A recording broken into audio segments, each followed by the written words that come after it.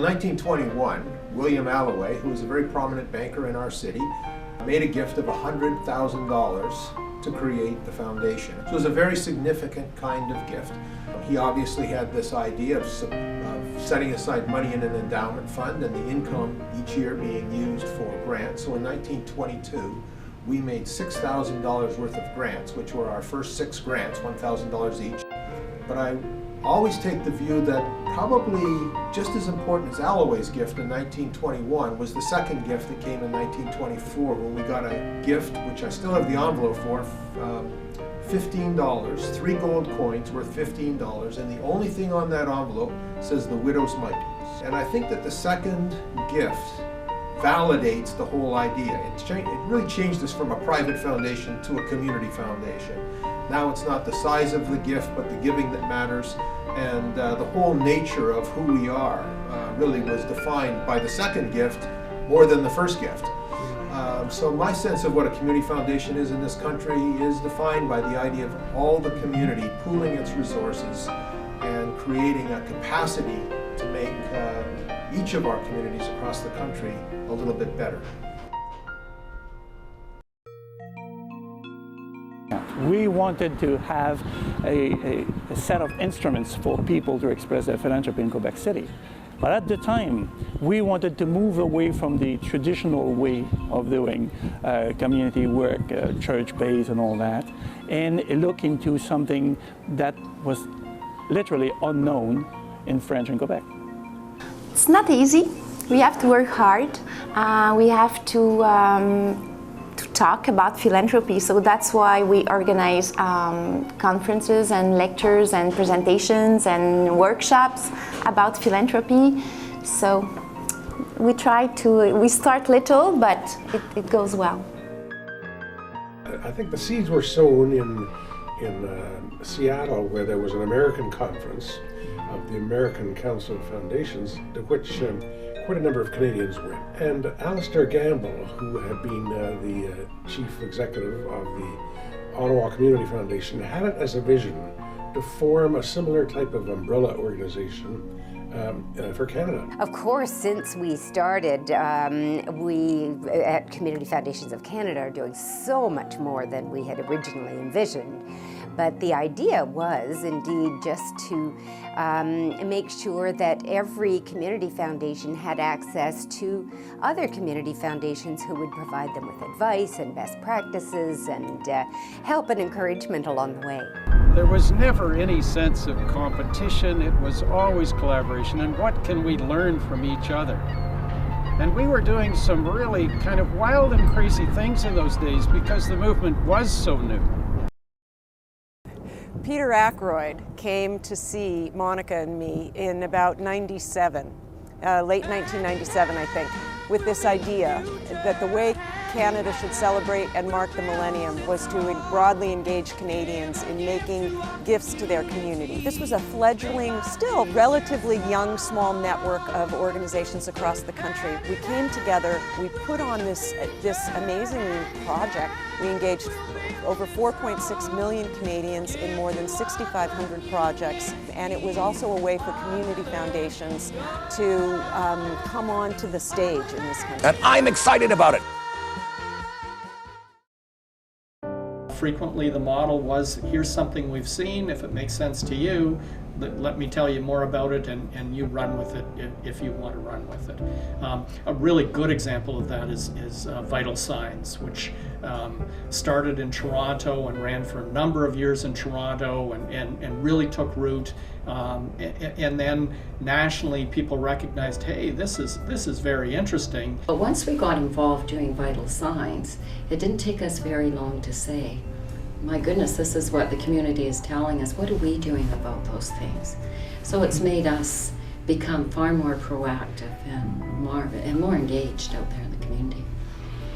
In Brazil, we have mostly corporate foundations and very, very few community foundations.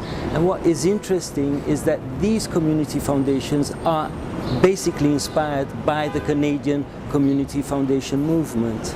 And it's very unique to have people from different continents and from different walks of life and different, speaking a lot of different languages, coming here and dealing with the issues that are so common across the globe, but coming out with hopefully more powerful solutions, better applied, and getting the leverage that's available. I think it's terrific. So if we can be associated with that, that's quite rewarding.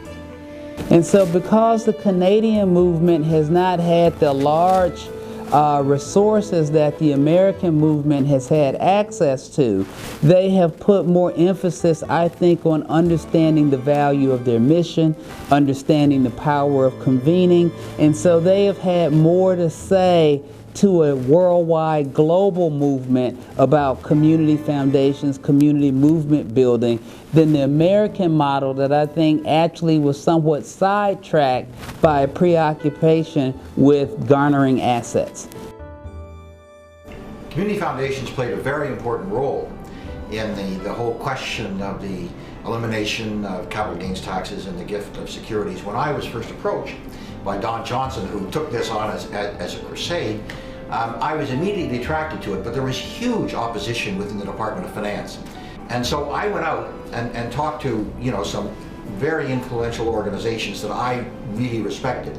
And, first and foremost among them was the Community Foundations of Canada. And I said, look, if we do this, are you suddenly going to find out that you're not going to get any benefit from it? And in fact, it may deprive you of charitable revenues because there might be a misallocation.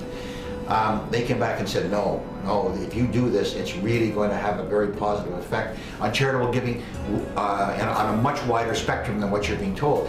And it really was that advice that gave me the ammunition to go back to the department and overrule them and say, no, we're going to do this. And so I can tell you, and I'm delighted to hear that it's had such a favorable effect. I'm told, in fact, that it ranks in the top 3 lists of donors to the foundations, and that makes me feel very, very good.